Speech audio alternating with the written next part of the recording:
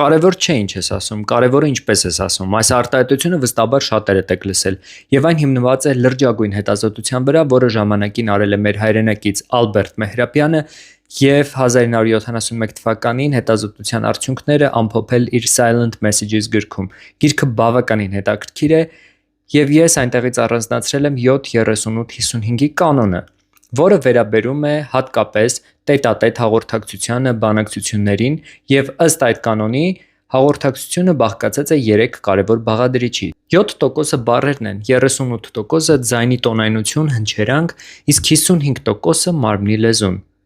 աչքերի կոնտակտ, դիմախաղ, դեմքի արտահայտություն եւ այլն։